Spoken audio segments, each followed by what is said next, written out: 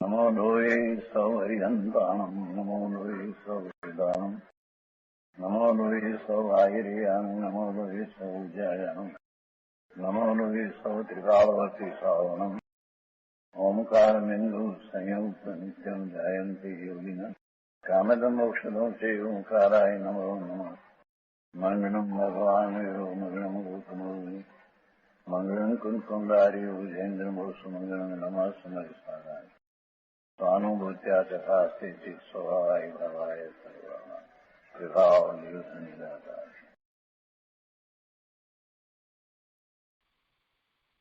परमात्म प्रकाश आचार्य भगवान યોગિંદુ દેવ રચિત પરમાત્મ પ્રકાશનો સ્વાધ્યાય આપણે કરી રહ્યા છીએ. એમાં ગાથા 30 સુધી સ્વાધ્યાય પૂરો કર્યો છે. આજે ગાથા 31 નો સ્વાધ્યાય કરીશું. 31મી ગાથાના ઉपोद्घातમાં એમ કહે છે कि आगे शुद्ध आत्मा के ज्ञान आदि लक्षणों से विशेषपने से कहते हैं. गाथा छे अमनाः अनिंद्रियो ज्ञानमयः मूर्ति विरहितः चिन्मात्रः आत्मा इंद्रिय विषयो नैव लक्षणम् एतत् निरुक्तम्. गाथाना अन्वयार्थમાં કહે છે કે आत्मा अमनाः अनिंद्रिय, यह शुद्ध आत्मा परमात्मा से विपरीत विकल्प जालमयी मन से रहित है. એટલે કે વિકલ્પ જાળથી રહિત છે. જે વિકલ્પ જાળ પરમાત્માના સ્વરૂપથી પરમાત્માથી જુદી છે, વિપરીત છે, એવી વિકલ્પ જાળથી રહિત આત્મા છે, शुद्ध છે. शुद्ध आत्मा से भिन्न इंद्रिय समूह से रहित है. अनिंद्रिय એટલે शुद्ध आत्मा से भिन्न इंद्रिय समूह से रहित है. ज्ञानमय लोक और अलोक के प्रकाशने वाले केवल ज्ञान स्वरूप है. मूर्ति विरहित એટલે अमूर्तिक आत्मा से विपरीत स्पर्श रस गंध वर्ण वाली मूर्ति रहित है. अमूर्तिक चिन्ह मात्र अन्य द्रव्यों में नहीं पाई जावे, बीजे क्यांय जोवा नहीं मळतुं तेवुं, कोई द्रव्यमां नहीं तेवुं, ऐसी शुद्ध चेतना स्वरूप ही है. और इंद्रिय विषय नैव એટલે इंद्रियों के गोचर नहीं है, इंद्रियों द्वारा जनाय तेवो नहीं, वितराग स्वसंवेदन से ही ग्रहण किया जाता है. एतत् लक्षणम निरुक्तम, ये लक्षण जिसके प्रकट कहे गए हैं उसको ही तू निसंदेह आत्मा जान. इस जगह जिसके ये लक्षण कहे गए हैं वही आत्मा है, वही उपादेय है, आराधने योग्य है. यह तात्पर्य निकला. गुजराती में गाथा लईए. इंद्रिय मन वीण ज्ञानमय अरूपी चेतन मात्र आत्मा इंद्रिय ग्राह्य नहीं, ये लक्षण विख्यात. इंद्रिय मन वीण, इंद्रिय અને મન વિનાનો જ્ઞાનમય અરૂપી ચેતન માત્ર એવો આત્મા છે. અને આત્મા ઇન્દ્રિય દ્વારા સંવેદન વિના પકડાતો નથી. આત્મા ઇન્દ્રિય ગ્રાહ્ય નથી. આત્મા ઇન્દ્રિય દ્વારા પોતાને પ્રાપ્ત થાય, અનુભવમાં આવે એવો નથી. ઇન્દ્રિય દ્વારા જણાય એવો નથી. ઇન્દ્રિય ગ્રાહ્ય નહીં. એ લક્ષણ વિખ્યાત, એ લક્ષણ જાણીતા છે. એના અર્થમાં અહીંયા સમજાવે છે કે આ શુદ્ધ આત્મા મન રહિત છે, અતિન્દ્રિય છે, જ્ઞાનમય છે. જો મન રહિત છે એટલે મન વિનાનો છે. આત્મા મન, વાણી, કાયા એના વિધાનો છે. ક્યાંય પણ આપણને શંકા પડે તો એક પ્રશ્ન કરવો કે સિદ્ધ ભગવાનને આ હોય કે ન હોય. જો સિદ્ધ ભગવાનને નથી તો આત્માને નથી. ક્યાંય પણ કોઈ પણ રીતે શંકા પડતી હોય કે આ વસ્તુ આત્માને હોય કે ન હોય, તો એક જ પ્રશ્ન કરવો કે સિદ્ધ ભગવાનને હોય કે ન હોય. જો સિદ્ધ ભગવાનને ન હોય તો આ આત્માને પણ ન હોય, મારા આત્માને પણ એ ન હોય. આત્મા સિદ્ધ ભગવાનનો જેવો છે તેવો જ મારો છે. સિદ્ધ ભગવાનનો એવો જ આત્મા એમણે પ્રગટ કર્યો છે અને મેં પ્રગટ નથી કર્યો. ફેર માત્ર આટલો જ છે, પણ આત્મા દ્રવ્ય અપેક્ષાએ તો સિદ્ધ સમાન જ છે. પર્યાયમાં એમણે પ્રગટ કર્યો છે, મેં પર્યાયમાં પ્રગટ નથી કર્યો, પણ મારો આત્મા એવો જ છે. અને એવા આત્માનું લક્ષ્ય કરીને હું એને એવો જ પર્યાયમાં પ્રગટ કરી શકવા માટે સક્ષમ છું, શક્તિમાન છું. આ વાતને હંમેશા યાદ રાખવી. એટલે મનની વાત આવે, વાણીની વાત આવે, કાયાની વાત આવે, કાંઈ પણ વાત આવે, કોઈ પણ રીતે જાણવાની વાત આવે, તો એમ વિચાર કરવો કે સિદ્ધ ભગવાનને આમાંનું કાંઈ છે નથી. તો સિદ્ધ ભગવાન પોતે પોતાના આત્મામાં સ્થિર થયા છે અને સ્વરૂપમાંથી આવતા અવ્યાબાદ સુખ, શાંતિ, આનંદને અનુભવી રહ્યા છે. તો એનો અર્થ એ થયો કે મારે પણ એવો અનુભવ કરવા માટે કોઈ ઇન્દ્રિયની જરૂર નથી, કોઈ મનની જરૂર નથી, કોઈ કાયાની જરૂર નથી. કોઈ કાયાની ક્રિયા દ્વારા આત્મા પકડાતો નથી, કોઈ કાયાની ક્રિયા દ્વારા આત્માનો અનુભવ થતો નથી, કોઈ કાયાની ક્રિયા દ્વારા આનંદ, સુખ, શાંતિનું વેદન થતું નથી. આ વાત આપણને સિદ્ધ ભગવાનનો વિચાર કરીએ એટલે તરત જ સમજાઈ જાય છે. એટલે હંમેશા જ્યારે જ્યારે પ્રશ્ન થાય ત્યારે એમ સામો પ્રશ્ન કરવો કે સિદ્ધ ભગવાનને હોય કે ન હોય, તો પછી સિદ્ધ ભગવાનને કઈ રીતે હશે. તો એવી જ રીતે મારા આત્માને માટે પણ એમ જ છે. જો વર્તમાન પર્યાયની મલિનતા, વર્તમાન પર્યાયમાં જે પરિણમન ચાલી રહ્યા છે એ બધા ક્ષણિક પરિણમન, આ તે બધી વાત જે છે એને એક બાજુ પર મૂકી દો. સ્વરૂપની પ્રાપ્તિ કરવી છે તો મલિનતા સામું જોઈને સ્વરૂપની પ્રાપ્તિ પ્રભુ નહીં થાય. મલિનતા જે છે વર્તમાનમાં એના સામું જોઈ અને કાંઈ શુદ્ધ સ્વરૂપની પ્રાપ્તિ નહીં થાય, પણ શુદ્ધ સ્વરૂપનો નિર્ણય કરી અને એને અનુસરવાથી શુદ્ધ સ્વરૂપની પ્રાપ્તિ થશે. પામરતાનો વિચાર કર્યા કરવાથી પામરતાનો અમે તો પામર શું કરી શકીએ ભગવાન, અમે તો પામર, એ પ્રભુ અમે શું કરી શકીએ, એમ પામરતાને વાગોળવાથી આત્માની અનુભૂતિ કોઈને થતી નથી. અને ભગવાન કોઈને એ પામરતા દૂર કરવા માટે ઉપરથી કાંઈ આપી દેતા નથી. પ્રભુ પાસે પામરતાના આપણે એવા ગાણા ગાયા કરશું એટલે શું પ્રભુ આપણી પામરતા દૂર કરી દેવાના છે? જરાક તો વિચાર કર.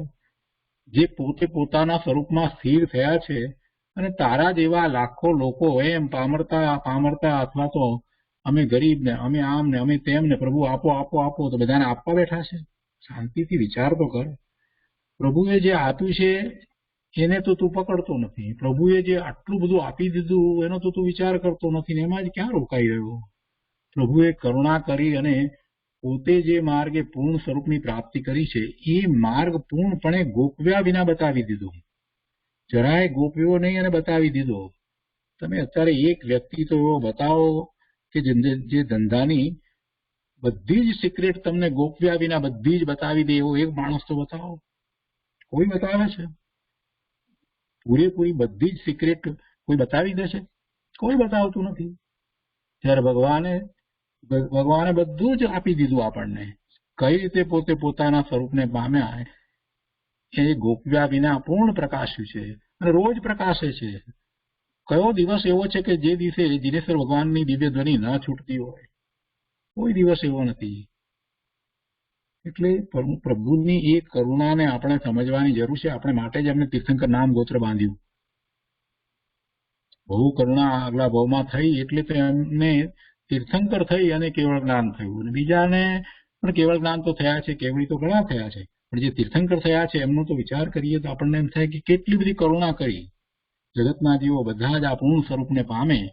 એટલા માટે તો એમણે પછી જયારે પોતાને પૂર્ણ સ્વરૂપની પ્રાપ્તિ થઈ, તીર્થંકર થયા, તે પછીથી એ દિવ્ય ધ્વનિ છૂટી જેની અંદર પૂર્ણ સ્વરૂપને પ્રકાશ્યું, પૂર્ણ મોક્ષ માર્ગને પ્રકાશ્યું. એટલે ભગવાનની કરુણા ઘણી છે અને ભગવાનની કરુણાનો વિચાર કરી અને આપણને બધું પ્રાપ્ત જ છે. હવે મારે માત્ર પુરુષાર્થ કરવાનો છે અને એવા પુરુષાર્થને માટે હું સક્ષમ છું. એ વાત પ્રભુના જ્ઞાન દ્વારા જ મને મળી છે અને પ્રભુના દ્વારા જ મને એ વાત પણ મળી છે કે મારું સ્વરૂપ શુદ્ધ છે. એટલે એ વાતનો સ્વીકાર કરવો, એ વાતનો સ્વીકાર કરવો. બાકી બીજી બધી વાત જે છે એને ગૌણ કરવી. આપણે અહીંયા એ વાત ચાલે છે પરમાત્મા મન રહિત છે, એટલે પોતાનું પરમાત્મા સ્વરૂપ છે. એ પરમાત્મા મન રહિત છે કારણ કે મન સંકલ્પ વિકલ્પ રૂપ છે. પરમાત્મા મન રહિત છે. અહીંયા પહેલા તો એ વાત કરી કે આ શુદ્ધ આત્મા મન રહિત છે, અતિન્દ્રિય છે, જ્ઞાનમય છે, અમૂર્તિક છે. અતિન્દ્રિય છે, ઇન્દ્રિયો વિના જ બધું પ્રાપ્ત કરે છે. એની ઇન્દ્રિય ખરેખર નથી. ઇન્દ્રિય બધી જળ છે અને પોતે જ્ઞાન સ્વરૂપ છે, જ્ઞાનમય છે અને અમૂર્તિક છે. આત્માને મૂર્તિકપણું ક્યારેય હતું નહીં, ક્યારેય હોઈ શકે નહીં. મૂર્તિકપણું જે છે એ શરીરનું છે, એટલે આત્માની મૂર્તિકપણું નથી. ચૈતન્ય માત્ર છે, ચેતના છે, જ્ઞાન દર્શનની ચેતના છે, તથા એ ઇન્દ્રિયોથી જણાય તેવો નથી. આ પ્રમાણે જીવના નિશ્ચિત લક્ષણો કયા? 6 વાત કરવામાં આવી. મન રહિત, અતિન્દ્રિય, જ્ઞાનમય, અમૂર્તિક, ચૈતન્ય માત્ર અને ઇન્દ્રિયોથી જણાય તેવો નથી. એમ 6 વાત કરી છે અને હજી આગળ એનો વિસ્તાર લીધો છે. એમાં કહે છે કે પરમાત્મા મન રહિત છે કારણ કે મન સંકલ્પ વિકલ્પ રૂપ છે અને પરમાત્મામાં સંકલ્પ વિકલ્પનો અભાવ છે. આત્મામાં સંકલ્પ વિકલ્પનો અભાવ છે. સંકલ્પ વિકલ્પ આત્માનો સ્વભાવ નથી. આત્માને વિશે સંકલ્પ વિકલ્પનો સદભાવ નથી, એનો અભાવ છે. એટલે એનો અર્થ જ એ થયો કે આત્મા મન રહિત છે. તો આ મન છે એનું શું કરવાનું? મન તો આ પર્યાયમાં છે.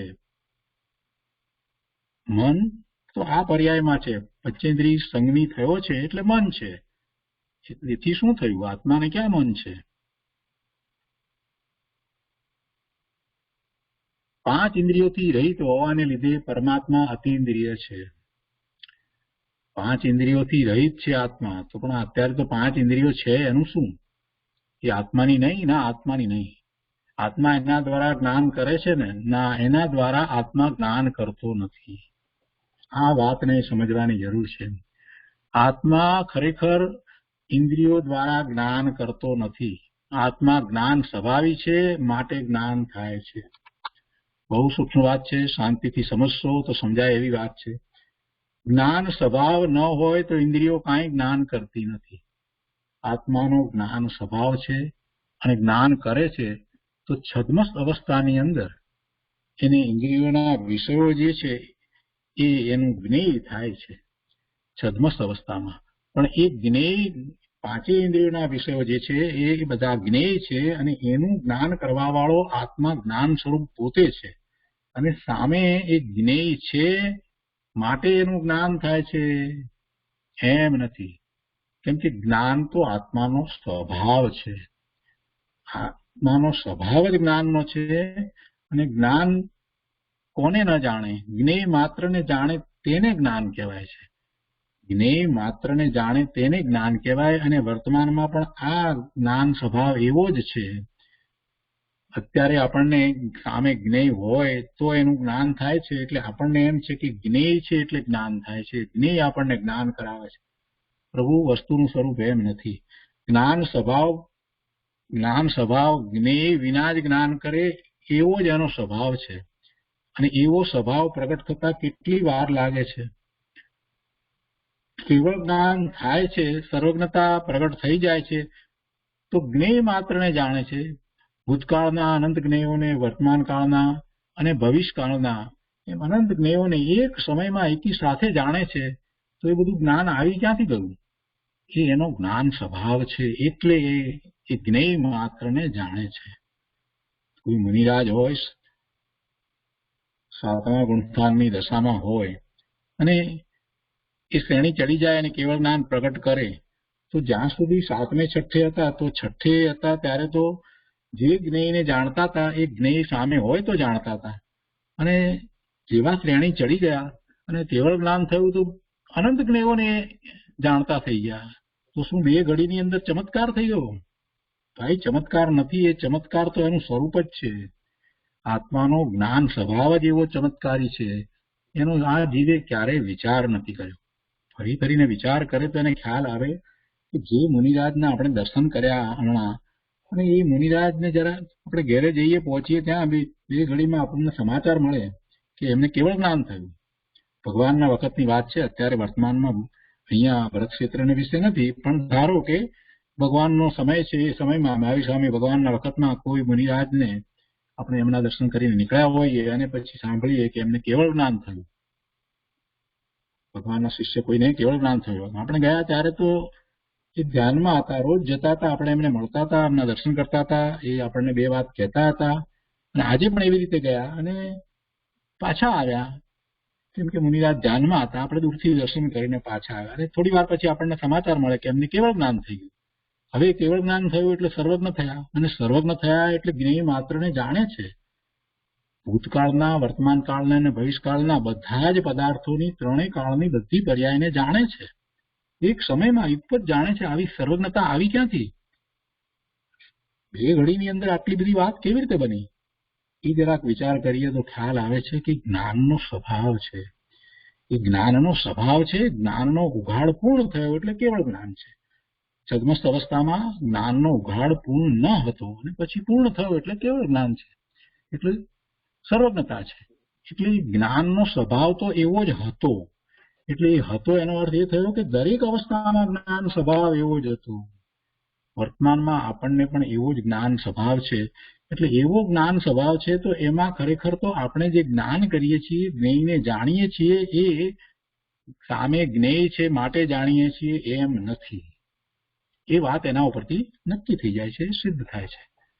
કેમ કે પછી કેવળ જ્ઞાન થતા જ્ઞેય વિના જાણવાનું કેટલાક થોડા સમયની અંદર કેવી રીતે શક્ય થાય? એનો અર્થ જ એ કે જ્ઞાન તો પહેલેથી એમ જ જાણતું હતું. જે સમયે આપણને જે જ્ઞાન થવાનું છે, જે કાળે, એ સમયે છદ્મસ્ત અવસ્થાની અંદર એવા જ્ઞેયો છે, એવો નિમિત્ત નૈમિત્તિક સંબંધ છે. પણ એમ નથી કે જ્ઞેય છે તો જાણીએ છીએ. એટલે એ જ રીતે જે ઇન્દ્રિયોના વિષયરૂપ જે છે, એ બધા જ્ઞેયો એ ઇન્દ્રિયો છે માટે આપણે જ્ઞાન કરીએ છીએ એમ નથી. આ વાત અહીંયા તો આપણે કરવી હતી. એટલે ઇન્દ્રિયોથી રહિત છે એવો પરમાત્મા છે, અતિન્દ્રિય છે, અને એટલે જ આત્માનો અનુભવ અતિન્દ્રિયપણે જ થાય છે, ઇન્દ્રિયો દ્વારા થતોય નથી. વળી કહે છે કે લોકાલોક પ્રકાશક કેવળ જ્ઞાન સહિત હોવાથી પરમાત્મા જ્ઞાનમય છે. આત્મામાં રૂપ, રસ, ગંધ અને સ્પર્શનો અભાવ છે. આ રૂપ, રસ, ગંધ, સ્પર્શ એ બધા ગુણો તો પૂતગળના છે, અને એને પૂતગળને તો મૂર્તિકપણું છે. જ્યારે આત્મામાં એવો કોઈ ગુણ નથી. આત્મામાં એવા ગુણો નથી. રૂપ, રસ, ગંધ, સ્પર્શ એવા ગુણ આત્મામાં નથી. એટલે આત્માને તો અમૂર્તિકપણું છે.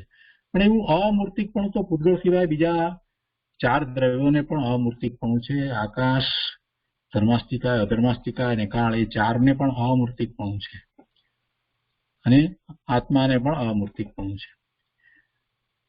અન્ય દ્રવ્યોમાં ચૈતન્યપણાનો અભાવ છે. ભલે એને અમૂર્તિકપણું હોય, બીજા 4 દ્રવ્યોને પણ અમૂર્તિકપણું છે, જેમ આત્માને છે એવી રીતે, પણ એમને ચેતના નથી. જ્ઞાન દર્શનની ચેતનાનો એમને અભાવ છે. માત્ર આ જીવ દ્રવ્ય જ એવું છે કે જેને ચૈતન્યપણું છે, તેથી તેને ચિન્હ માત્ર કહેવાય છે. તેથી તેને ચિન્હ માત્ર કહેવાય છે. પરમાત્મા ઇન્દ્રિયો વડે જાણવામાં આવતો નથી. વિતરાગ સ્વસંવેદન જ્ઞાનથી જ જણાય છે. પોતાનો આત્મા જણાય છે એટલે અનુભવમાં આવે છે, તો એ સ્વના સંવેદન રૂપે અનુભવમાં આવે છે. સ્વસંવેદન જ્ઞાનથી જ જણાય છે. અને એને વિતરાગ સ્વસંવેદન જ્ઞાન કહેવાય છે. પર્યાયને વિતરાગી પર્યાય કહેવાય છે. માટે એ અતિદ્રિયપણે અનુભવમાં આવે છે. એટલે એનો અર્થ જ એ થયો કે ઇન્દ્રિય દ્વારા એ જણાતો નથી, ઇન્દ્રિયથી અગોચર છે અને આવા લક્ષણ વાળો આત્મા છે. તો આ 6 લક્ષણની વાત કરી. હવે આ ગાથા નો વિસ્તાર પૂજ્ય ગુરુદેવ કાંજી સ્વામીએ જે કર્યો છે તે આપણે લઈએ.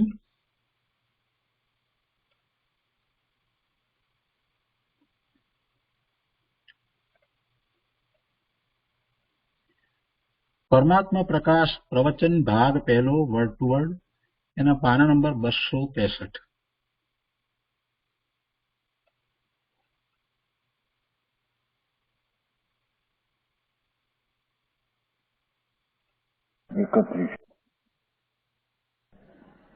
आगे शुद्धात्मा के ज्ञानादि लक्षणों को विशेषपण की कैसे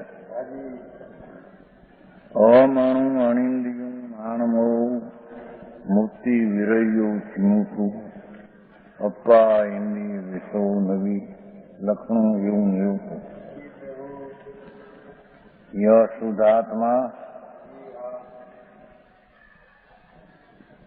अमना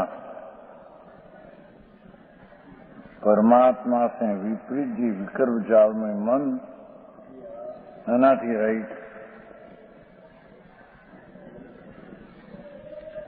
શુભ અશુભ વિકલ્પ જે થાય છે એ મનના સંગે છે, મન સ્વરૂપે છે શુભ અશુભ ભાવ. એવું જે મન એનાથી પરમાત્મા રહિત છે. હા હા,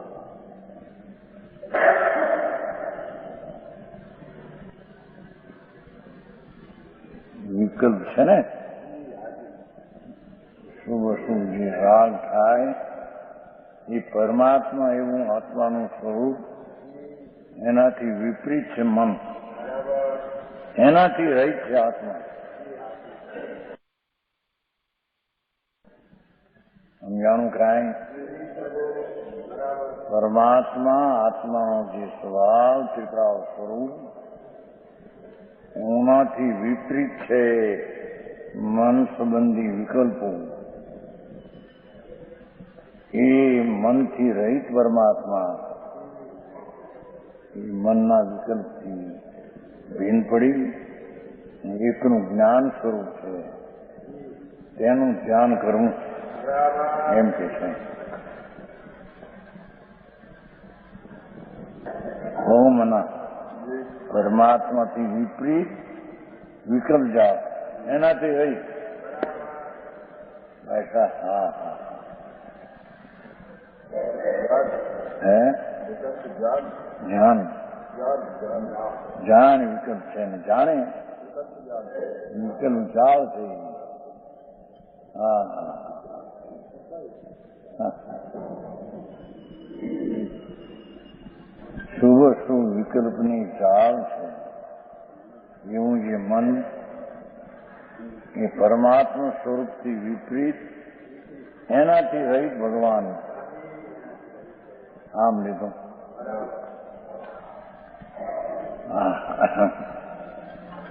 હવે વિકલ્પ ઉત્પન્ન થાય એના પાછળ તકરાર. કોઈ કે ભાઈ સ્વ હેતુથી વિકલ્પ ઉત્પન્ન થાય છે. 85 કાય 62 ગાથા ત્યાં સિદ્ધ કરવું છે કે એના અસ્તિત્વના પર્યાયમાં રાગ દ્વેષ થાય છે કે એનું અસ્તિત્વ છે, એને પરની કોઈ અપેક્ષા નથી. ત્યાં એમ કહ્યું, બીજે ઠેકાણે એમ કહ્યું કે રાગ આદિ થાય સ્વપર હેતુ છે. ઉપાદાન નિમિત્ત બે થઈને થાય એમ કહ્યું છે.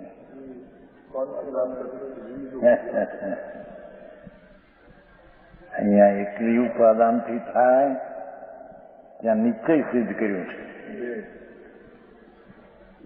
અને સ્વપર હેતુ થાય ત્યાં વિભાવ નિમિત્તના લક્ષ્ય થાય છે, તેથી સ્વપહેતુ કહ્યું. ત્રીજે ઠેકાણે એમ કહ્યું, આ થયું નથી ને, એ કર્મ સંબંધી છે, માટે આત્મા કર્મજનિત. કઈ અપેક્ષા થઈ?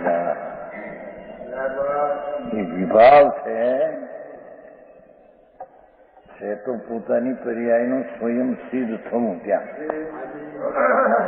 પણ નિમિત્તને લક્ષ્ય થાય છે, એથી એને સ્વપર હેતુ કહ્યું. અને ટીકાળી સ્વભાવમાં નથી, તેથી તેને એકલા કર્મજન્ય કહીને છોડાવવામાં આવ્યું છે.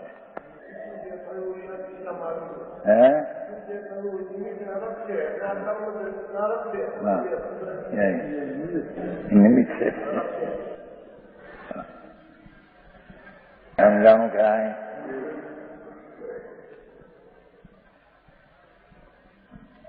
અને ક્યાંક તો એ વ્યવહાર મોક્ષ માર્ગને સાધન કહ્યું છે, નિશ્ચય મોક્ષ માર્ગને સાજ કહ્યું. પંચસ્તી ખાય વ્યવહાર સાધન છે ને, એમ કે વ્યવહાર સાધન એટલે એને રાગની મંદતાના શુભ ભાવની જાત હોય છે, એને વ્યવહાર સાધનનો આરોપ આપ્યો છે. વ્યવહાર નહીં. પંચાસ્તિકામાં ઘણું લખણ છે, વ્યવહાર સાધન નીચે સાધન. ત્યાં રાગની મંદતા નિમિત્ત રૂપે છે, એને વ્યવહાર સાધનનો આરોપ આપ્યો છે. અહીં તો ના પાડે છે કે સાધનથી ભિન્ન થઈને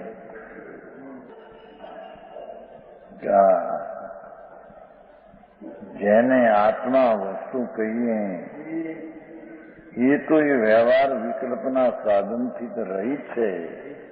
હવામાન કહ્યું ને, હા, રહિત છે તેને તું સાધન કર. એ આત્મા વિકલ્પના ભાવથી રહિત છે, એને સાજ બનાવે, એને સાધકપણામાં સાજ કરે. હા હા, આવી વાતો જેની તકરાર.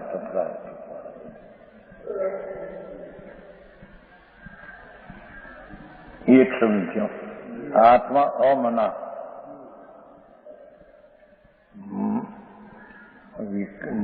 મન એટલે વિકલ્પની ચાવ, અને એ વિકલ્પની ચાવ પરમાત્મા સ્વરૂપથી રહી છે. એવું જે મન એનાથી રહી થઈને ચૈતન સ્વભાવને સાજ.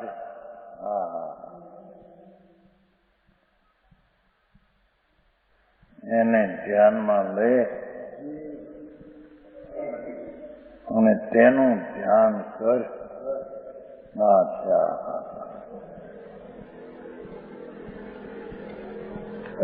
અનિંદ્રિય એ આત્મા અનિંદ્રિય છે. શુદ્ધાત્મા છે બિન ઇન્દ્રિય. જોયું વ્યાખ્યા આમ કરે છે. આત્મા ઇન્દ્રિય કેવી છે? શુદ્ધાત્મા છે બિન ઇન્દ્રિયનો સમૂહ, એનાથી પ્રભુ રહિત છે. હા,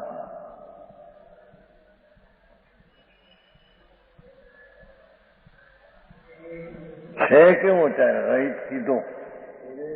મનથી રહિત, ઇન્દ્રિયથી રહિત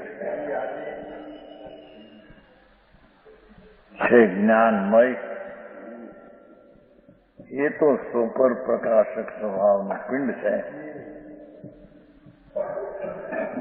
જ્ઞાનમય છે. જોયું? લોક અલોકને પ્રકાશને વાલે કેવળ જ્ઞાન સ્વરૂપ. કેવળ જ્ઞાન એટલે એકનું જ્ઞાન સ્વરૂપે. બોલું, કેવળ જ્ઞાન પર્યાય નહીં, એકનું જ્ઞાન સ્વરૂપ છે.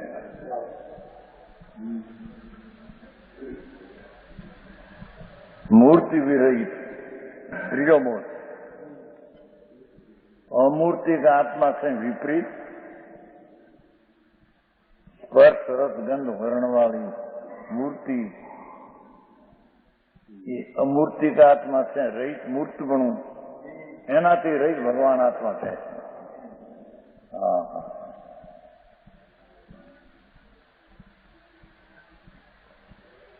શું છે?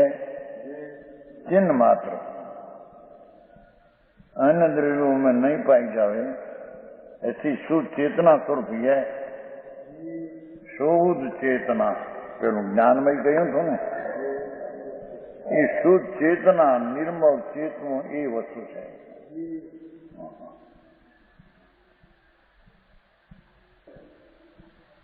और इंद्रिय विषय नेव, इंद्रियों के गम्य नहीं प्रभु। भगवान आत्मा आ 5 इंद्रियों जड़ भाव इंद्रिय એને ગમ્ય નથી પ્રભુ।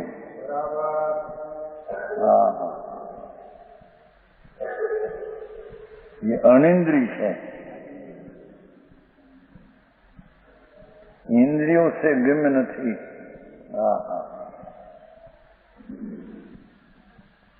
જ્યારે ગમ્ય સી રીતે છે? वितराग स्वसंवेदन से ग्रहण किया जाता है।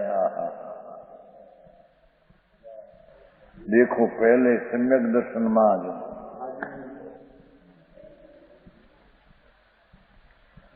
वितराग स्वसंवेदन राग रहित निर्विकल्प परिणति स्वसंवेदन પોતાના આનંદનું વેદન।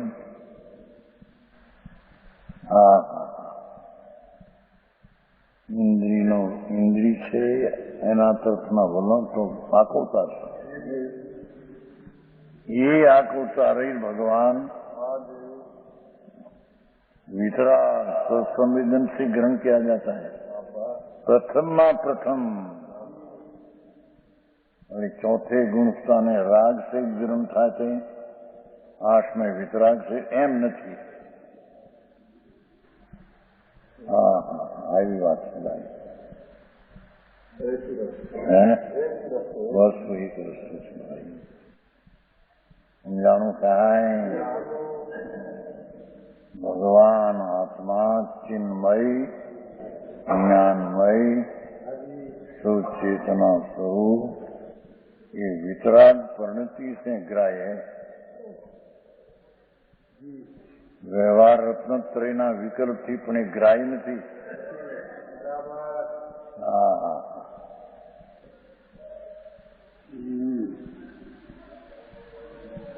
भगवान चिन्मय वस्तु, आनंदमय वस्तु, अतीन्द्रिय आनंदનો કંદ પ્રભુ એ અતીન્દ્રિય વિતરાગ પરિણતિ દ્વારા જ પ્રાપ્ત થયું। समझाणु का है। वितराग स्वसंवेदन से ग्रहण किया जाता है। एनो अर्थ कि पोते वितराग स्वरूप ज छे।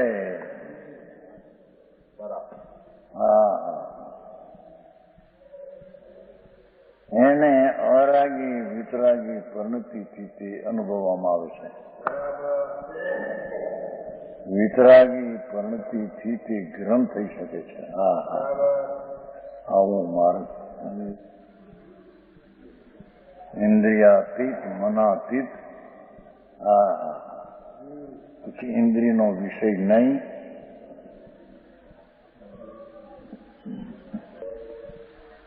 એના તરફ ઢોળતા અરાગી દશાને ગ્રાહ્ય થઈ। સંકિતની પરિણતિ એ અરાગી પરિણતિ છે। સમજાણું કાંઈ?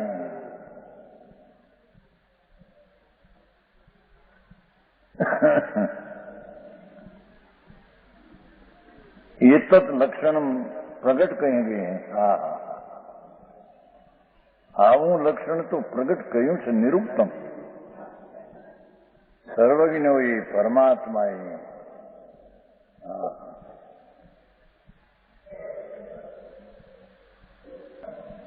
ઇન્દ્રિયના વિષયો તરફ જાતા તો રાગ થાય છે.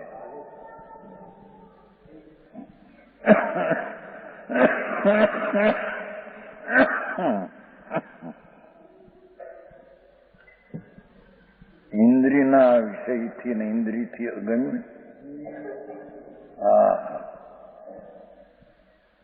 એના ઝુકાવમાં વિતરાગી સમ્યક દર્શન, વિતરાગી શ્રદ્ધા, વિતરાગી સ્વસંવેદન જ્ઞાન અને વિતરાગી સ્વરૂપના આચરણ રૂપ સ્થિરતા એ દ્વારા ગ્રાય છે. સમજાણું કાંઈ? બીજી રીતે કહીએ તો નિશ્ચય રત્નત્રયને ગ્રાય છે. સમજાણું કાંઈ? બીજી રીતે કહીએ તો દ્રવ્યને આશ્રય નિશ્ચય રત્નત્રય પ્રગટે છે. એ નિશ્ચય રત્નત્રયને આશ્રય જણાય છે. શું કહ્યું સમજાણું? વસ્તુ છે ભૂતાર્થિકાઓ, એને આશ્રય નિશ્ચય રત્નત્રય પ્રગટે છે. સ્વને આશ્રય. અને આમ ગુનાટ ખાઈને કહીએ તો નિશ્ચય રત્નત્રયથી તે જણાય છે. સમજાય છે કાંઈ? એ વિષય લીધી છે. ત્યાં લીધું કે ભૂતાર્થને આશ્રય ભગવાન પરમાત્મા સ્વરૂપ પૂર્ણ આનંદનો નાથ પ્રભુ, એને આશ્રય વિતરાગી સમ્યક દર્શન, વિતરાગી સ્વસંવેદન જ્ઞાન, સ્વરૂપની સ્થિરતા તે ત્રિકાળને આશ્રય થાય છે. આ કહ્યું કે નિર્વિકલ વિતરાગની પરિણતિ તે ગ્રાય છે. એ તો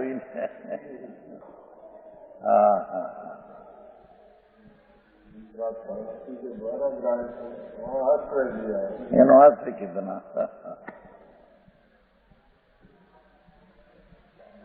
જીવને આશ્રય સમ્યક દર્શન જ્ઞાન પ્રગટ થાય છે એમ કીધું ને. બીજી ગાથા એમ કહ્યું જીવો ચરિત્ર દંસણ ના કયો. બીજી ગાથા જીવ પોતે સમ્યક દર્શન જ્ઞાન ચારિત્રમાં સ્થિર થાય છે તે સ્વસમય છે. એમ કહો કે દર્શન જ્ઞાન ચારિત્ર ત્રિકાળને આશ્રય પ્રગટ થાય છે. આવી વાત છે. સમજાણું કાંઈ? તો જોયું ભાઈ આવી વાતો છે.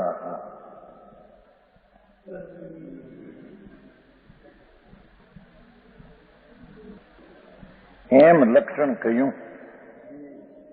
ભગવાન સંતોએ મનને ઇન્દ્રિયને મૂર્તપણા રહિત એવો જે આત્મ સ્વભાવ એ પોતે વિતરાગ સ્વરૂપ છે. તેથી વિતરાગ પૂર્ણતિ દ્વારા તે ગ્રાહ્ય થાય છે.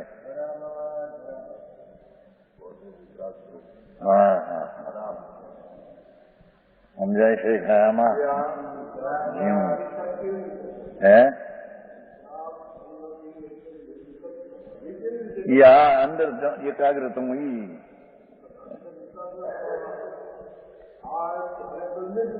એ તો એકની એક વાત છે. અંતર એકાગ્ર થયો એટલે વિતરાગ દિશા આવી, વિતરાગ દિશા દ્વારા ઈગ્રાય થયો. બાપુ માર્ગ વિરાગ વિતરાગ બહુ ઝીણો છે ભાઈ. અનાદિથી 84 ના અવતાર.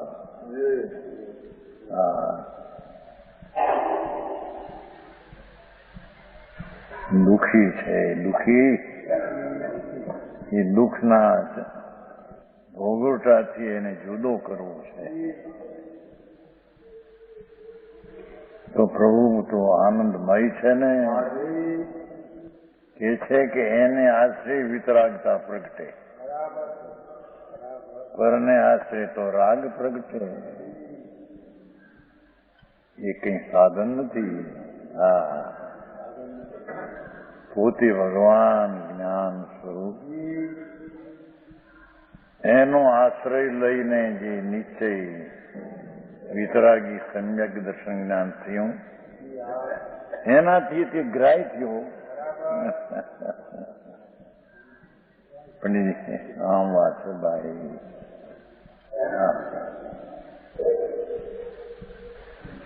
વ્યવહાર સાધન કયા ઘણી ઠેકાણે 85 કયા નિશ્ચયનું સાધન સિદ્ધ કર્યું એવું ગાતા. એ બધો વ્યવહાર આવે છે, એને જણાવ્યું છે, અને એને આરોપથી સાધન નીચેનું કહ્યું છે. હા, તો ના પાડી. એ તો વસ્તુ પોતે છે, આખી ચીજ, એનો જ્યાં સ્વીકાર થાય છે ત્યારે જ વિતરાગ પરિણતિ ઉભી થાય છે. અને એ વિતરાગ પરિણતિ એ સ્વીકાર થાય છે, એનો અર્થ એ નહીં. કાંદીભાઈ આવી માર્ગ છે ભાઈ. હા, રહી છે.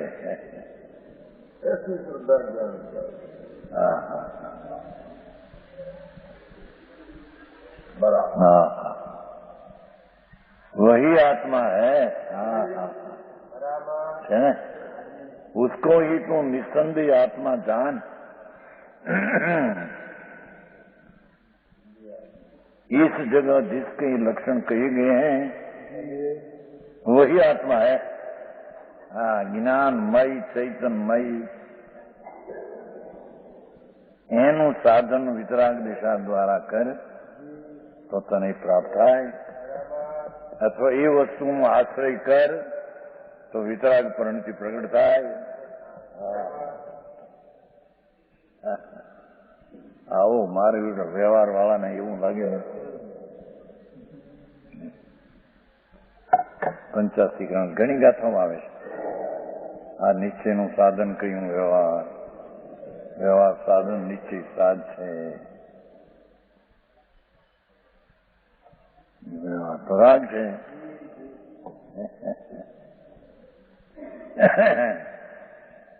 નિશ્ચય સાધન સ્વભાવનું રાગથી ભિન્ન પડીને કર્યું છે.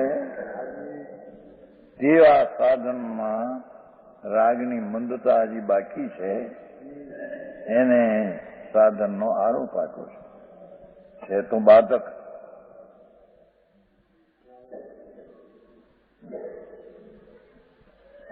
સમયસર નાટકમાં આવે છે, જે સાધક છે તે ત્યાં બાધક છે.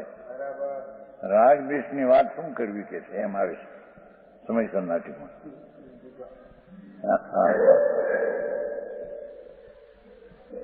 નય ને નિક્ષેપ ને પ્રમાણથી જીવને સાધવો, એ બધા વિકલ્પ છે. એ સાધક જ્યાં કહ્યું તે જ બાધક છે. હા, વ્યવહાર સાધક કહ્યું છે. નિશ્ચય સાધકની સાથે સહચર દીખીને ઉપચારથી સાધક કહ્યું છે. આવી વાત છે.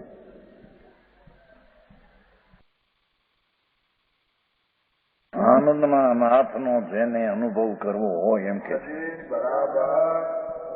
આનંદનો ભોગવટો જેને કરવો હોય, અરે અનાદિથી પુણ્યને પાપના રાગનો ભોગવટો કરે છે, એ દુઃખનો અનુભવ છે. વિષયમાં એને મજા દેખાય એ બધું દુઃખ છે બાપુ.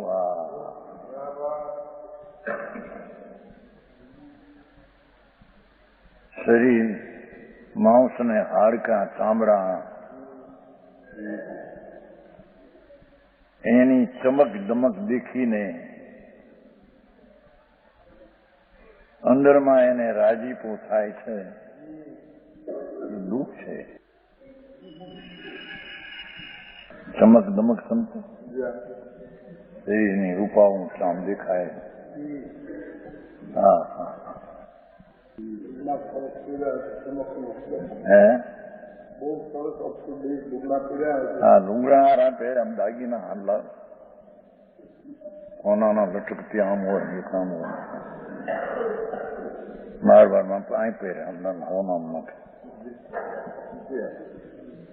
હા હા મળદાને શણગારે છે. હા હા હે જીવતું નથી, મળદું છે અત્યારે મળતું. છન્નુંગા તમે કહ્યું ને, મૃતક કરેવરમાં અમૃતનો સાગર મૂર્છાનો. છન્નું સમય સા છન્નું ગાથામાં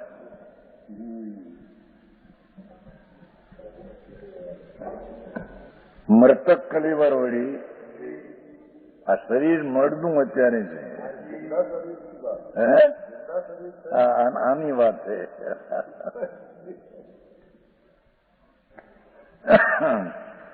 મૃતક કલેવર વળી પરમ અમૃતનું વિજ્ઞાન ઘન. આ મૃતક કલેવર અને અમૃત વિજ્ઞાન ઘન ભગવાન પરમ અમૃત વિજ્ઞાન ઘન મૃતક કલેવરમાં ચમક દેખીને મૂર્છાઈ ગયો છે. એ મહાણના હાડકાનું ફાસ્ફરસ છે. શું કહેવાય? ફાસ્ફરસ. હા હા હા હા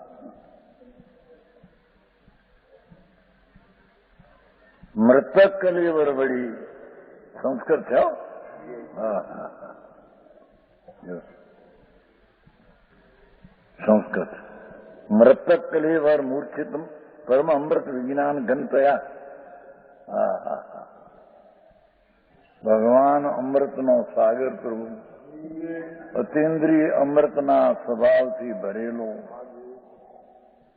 એ મૃતક કલેવરમાં મૂર્છાણો આ મારું આ મને ઠીક.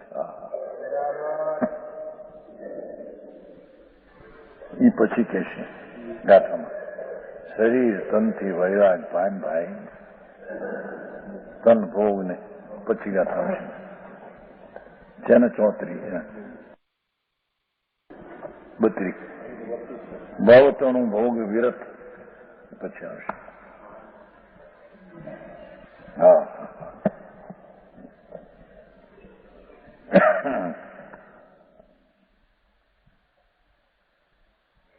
મસ્તક કલેવરમાં અમૃતનો સાગર પરમાત્મા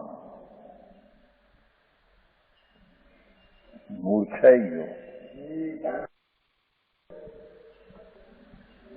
એમાં અર્પાઈ ગયો. અમૃત સાગરને મૃતક કલેવરમાં અર્પાઈ ગયો. સમજાણું કાંઈ?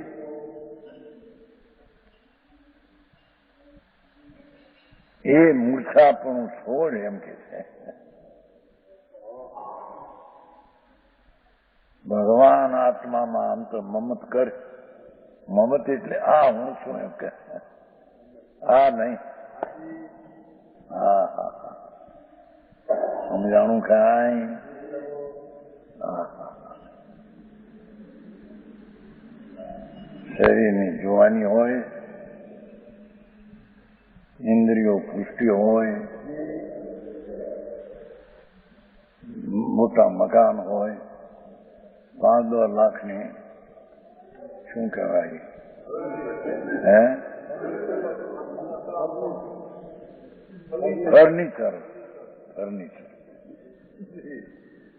હા ક્યાંય ગયા હતા ને મેં કીધું હમણાં મુંબઈ નહીં,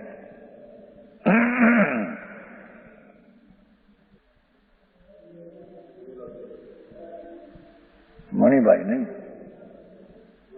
મણિલાલ એને હાર કરવા ગયા હતા 5-6 કરોડ રૂપિયા છે અને 5-5.5 લાખ રૂપિયા તો આમ બધા ફર્નિચર આમ નીચે પગલા બધા કરે બધા શું કહેવાય આવું કોણ છું ગાલીચા પાથરેલા હે અરે આમાંથી નીકળવું મુશ્કેલ પડશે કીધું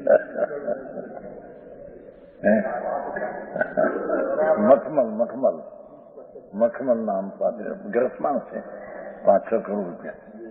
આ શાંતાબેન છે ને એના બેન છે એના એ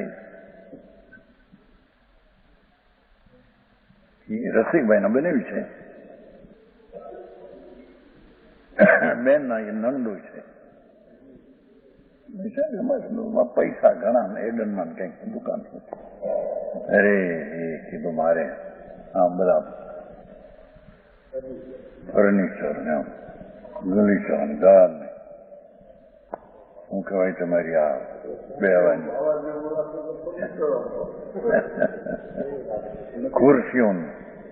ખુરશીઓનું કપાટમાં જુદી જતા રમકડા ને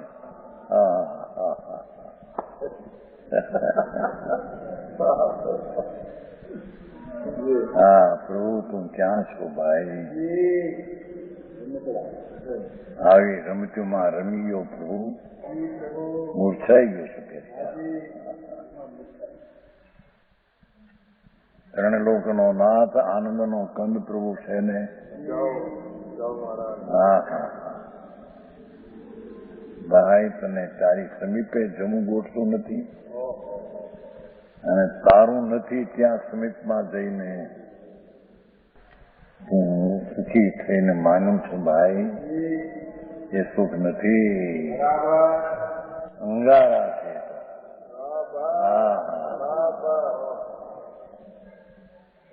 કસાયના અંગારા છે, શેકાય છે. અહીં કે છે એ જે લક્ષણ કયા જ્ઞાન દ્વારા અતિન્દ્રિય દ્વારા જણાયા એ વહી આત્મા है, वही उपाधि है. ધર્મી ને તો આ એક ઉપાધિ છે, પર્યાય પણ ઉપાધિ નથી તો વળી રાગ ને બહારની ચીજની ક્યાં કહેવું? સમજાણું કાંઈ?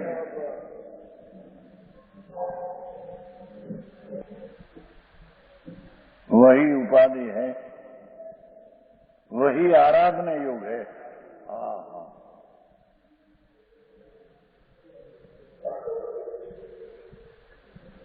वितराग मूर्ति आनंद स्वरूप भगवान એ આરાધવા યુગ સેવા યુગ એ છે અને એ જ આદરણીય છે. એ સિવાય આદરણીય છે? હા હા હા સમ્યક દ્રષ્ટિને ભગવાન પૂર્ણ આનંદ પ્રભુ એ આદરણીય છે. હા હા હા ગ્રહણ કરવા લાયક ઉપાધિ એમાં એકાકાર થવા લાયક. હા હા આ બહારની વાતોમાં મારે બિચારા આ જમણા બહારની જાત્રા બાત્રા કરવા નીકળ્યા ને બિચારા એ બસ એને માને કે હા હા આપણે જોડી કઈ જાત્રા રાખવાર જાત્રા કરી એવા ચિત્રો આ બહારનું ચિત્રું જે અનંતવાર કરી. હા હા હા હા તો અંદર છે, તીર્થ તો અંદર છે. ભગવાન પૂર્ણાનંદ નો નાથ ત્યાં આરૂઢ થાને તો તને જાત્રા થશે, જન્મ મરણના અંત આવશે ત્યાં. આ તો બધું પુણ્ય ભાવ પુણ્ય સંસારમાં દાખલ કરે. હા હા હા બહારની જાત્રા સમેત શિખરની ત્યાં વળી એમ કહ્યું કે એક વાર વંદે જો કોઈ થાય નરકુશમાં હું લાડ્યા થયા. એવું કોઈ ભાવ હોય નરકુશ ન જાય વર્તમાનમાં બધી દુષી. હા હા,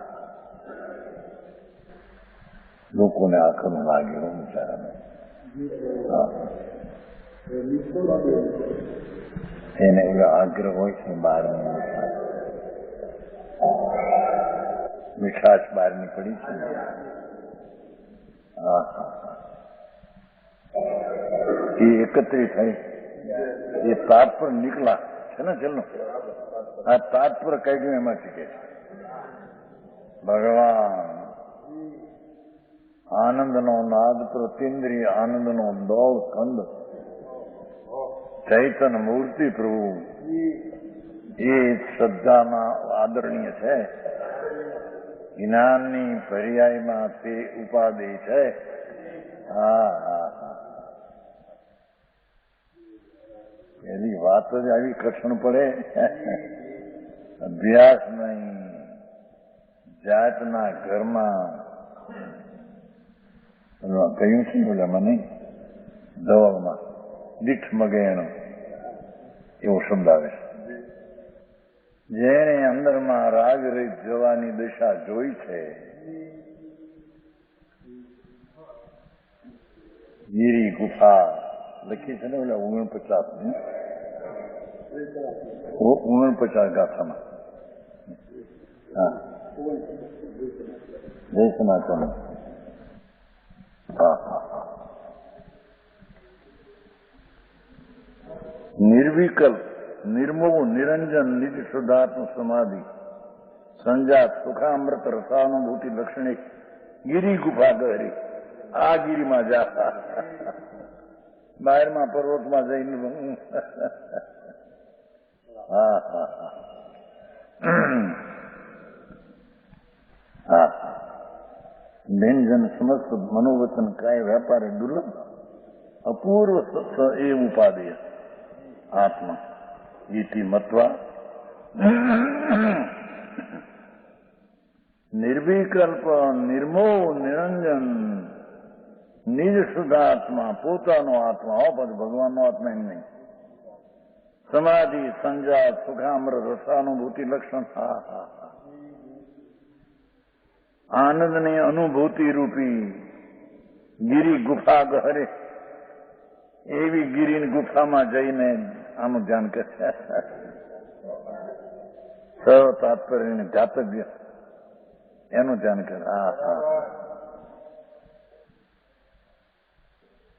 49 આવી ગઈ છે.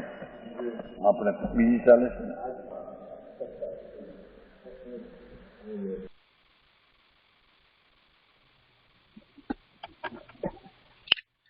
એ રીતે 31મી ગાથાનો વિસ્તાર પૂરો થયો.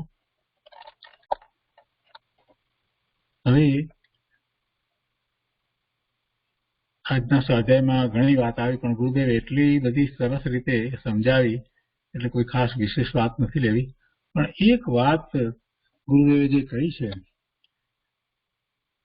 જેને કરુણા કરીને કહી છે, એટલી વાત લઈએ છીએ. એમણે એમ કહ્યું કે ત્યાં મણિભાઈને ત્યાં ગયા અને પછી એ બધા ગાલીચા ને બધું પાથરેલું ને બધું હતું, ત્યારે ગુરુદેવે શું શબ્દ મૂક્યા અહીંયા કે અરે રે આમાંથી નીકળવું મુશ્કેલ પડશે કીધું.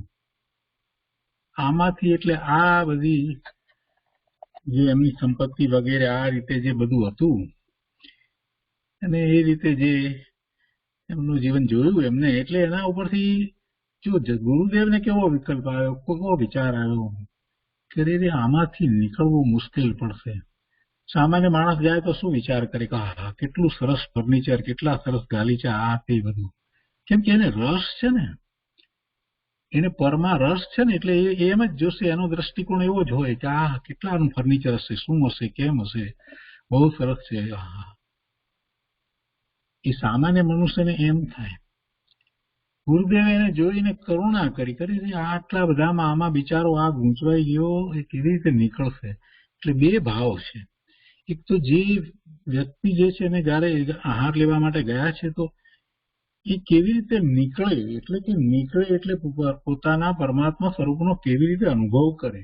એટલે એમના અંતરમાં તો હંમેશા ગુરુદેવના અંતરમાં તો એ જ વાત હતી કે બધા આત્માનો અનુભવ કરે, એટલે પેલો માણસ પણ આત્માનો અનુભવ કરે એવી જ વાત પહેલી વાત એમને લાગી. અને પછી એમાં એ જે રીતે એમાં પલોટાઈ ગયો હતો બહારમાં, તો એમાંથી એ નીકળી અને પોતાના સ્વરૂપમાં કેવી રીતે જશે એવો વિચાર આવ્યો.